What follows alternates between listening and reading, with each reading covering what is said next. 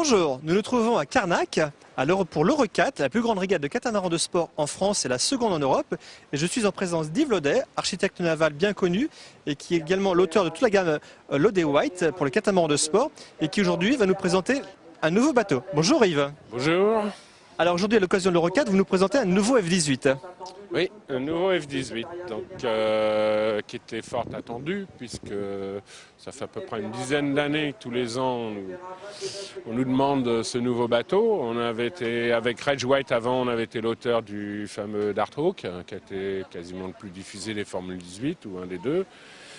Voilà, depuis on s'était davantage consacré à notre nouvelle marque, donc Laudet White, en faisant le Shadow qui est un solitaire et le Spitfire. Donc on s'était plus orienté sur deux classes monotypes qu'on pensait, avec raison d'ailleurs, correspondre aux besoins des gens, on pourrait dire. Voilà, et le Formule 18 est une classe open, c'est-à-dire que c'est pas un monotype, c'est quelque chose où on peut faire des évolutions tous les ans techniquement. Bon, et le nouveau Formule 18 s'appelle le Shockwave. On a consacré à peu près 2 ans de développement. On savait que ça pouvait être long. Et on a surtout parce qu'on a l'habitude avec Reg White et maintenant avec Rob, qui travaille aussi avec moi, on a l'habitude surtout une fois que nos bateaux sont en production, on ne fait pas de développement sur le dos du client en quelque sorte. Quand nos bateaux sont en production, tout doit être parfait, clé en main, et on ne veut pas être obligé de changer, de rechanger du matériel, parce que ça n'aurait pas été mis au point. Donc, ce premier bateau a navigué, enfin pas celui-là, mais le premier Shockwave a navigué au mois d'août l'an dernier, donc en Angleterre. On a essayé d'être le plus discret possible et d'éviter au maximum l'espionnite. On a assez bien réussi, dans un coin un petit peu reculé, je dirais, d'Angleterre.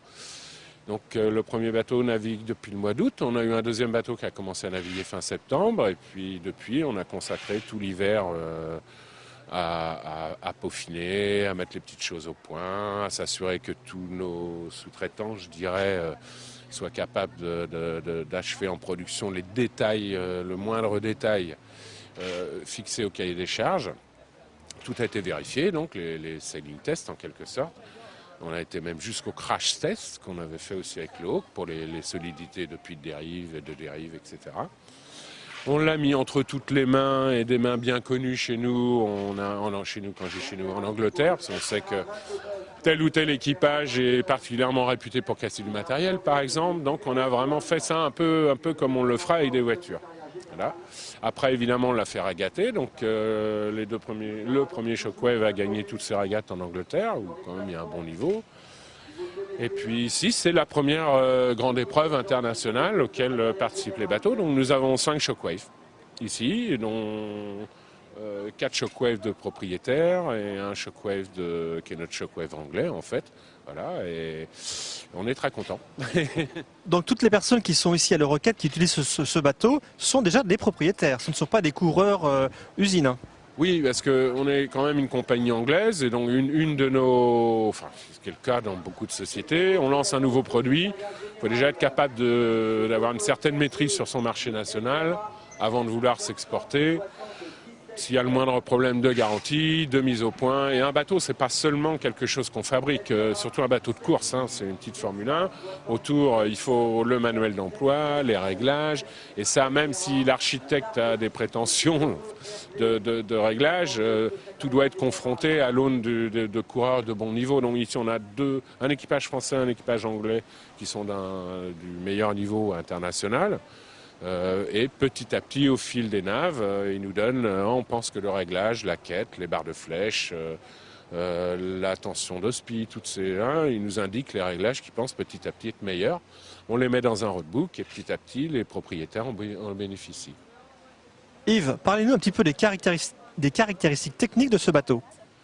Alors, il y a beaucoup de secrets qui n'en sont plus, mais qui peuvent rester plus ou moins secrets dans les explications. Mais ce qui choque visuellement, c'est on a conservé une étrave qui ressemble un peu à nos étraves, pas pour des raisons de marketing. Hein. L'étrave du Shadow, du Spitfire et du Hawk et du Storm en son temps sont des étraves qui ont été testées au milieu des années 80 sur des bassins de carène à l'occasion d'un projet de classe C.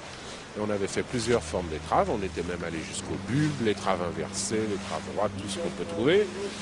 Et on en est arrivé à l'étrave qui avait le moins de traînée possible à l'enfournement, qui est celle-ci. Et donc, puis, on a eu peu de raisons d'en changer, juste légèrement modifier les formes légèrement en arrière de l'étrave. Ça, donc, c'est plutôt du classique pour ceux qui connaissent notre marque.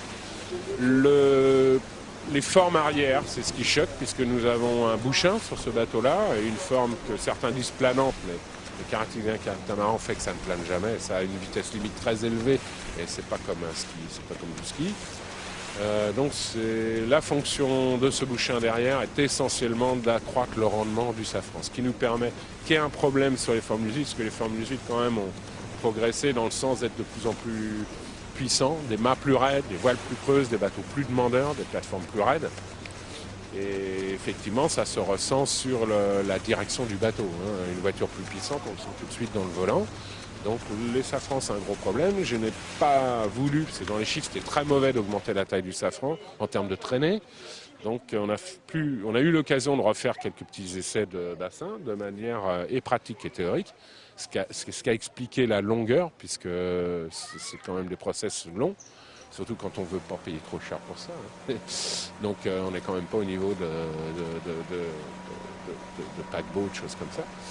Donc c'est ce qui explique la forme arrière. Elle augmente le rendement du safran, qui nous permet de garder un safran d'une taille raisonnable pour les grandes vitesses et un bateau qui se manipule. Ça donne un bateau qui vire de bord très facilement. Ça donne un bateau, le sillage est vraiment flush quand on est à grande vitesse sous spi. Et on n'a pas ces turbulences qu'on a sur un Tornado, par exemple, qui est quand même un bateau qui date des années 60-70. Mission remplie, mais on le savait déjà. Mais c'est vrai qu'au moment des premiers essais, on avait les yeux rivés sur le tableau arrière du bateau quand même, pour être sûr. Voilà, plein de choses. Il y a aussi le mât. Le mât, c'est des essais en soufflerie qui ont été faits dans les années 90, qui étaient assez probants. On a eu le moyen de recontrôler un petit peu dernièrement. On a une section de mât qui se rapproche de celle qu'on avait fait sur le Shadow, qui est plutôt plus fine devant et qui est plutôt en ogive qu'en goutte d'eau, qui permet à raider égal d'avoir un mât plus léger et d'avoir un mât qui a très sensiblement moins de traînée, qui est surtout plus tolérant à l'orientation de mât. Le maître mot du cahier des charges, c'était de garder un bateau évidemment rapide et d'avoir surtout un bateau tolérant comme l'était le Hawk.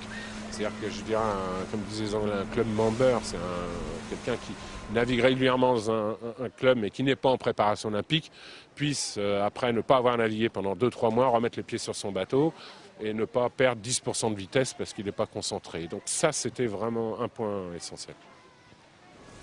Au niveau navigation de ce bateau, c'est un bateau petit temps, gros temps, équipage lourd, équipage léger? Petit temps, gros temps, c'est aucun souci. C'est petit temps, médium, gros temps, tout a été prévu pour être au top des 3 temps, particulièrement grâce à cette astuce, je dirais, de forme arrière. Il y a aussi un peu le mât. On a beaucoup travaillé sur les voiles avec Norse pour avoir les voiles qui ont un gros range, une grosse amplitude d'utilisation. Donc de ce côté-là, il n'y a pas de souci.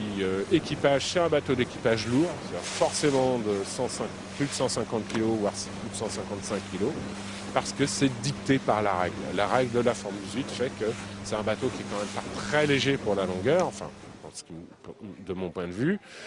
Et grosso modo, un équipage lourd, dès qu'on est au trapèze, un équipage lourd, la puissance du bateau, c'est le rapport entre le couple de rappel et le poids déplacé, point barre. Donc si on a un bateau qui a 180 kg pour satisfaire la jauge du Formule 18, on est obligé d'avoir 155 kg d'équipage à bord pour pouvoir développer le couple qui va permettre de déplacer ce poids-là sur la moyenne des conditions. Sinon, on est en dessous des performances qu'on doit atteindre avec un bateau de cette longueur-là et on n'arrive pas à tenir le bateau se met à bouchonner dans les vagues.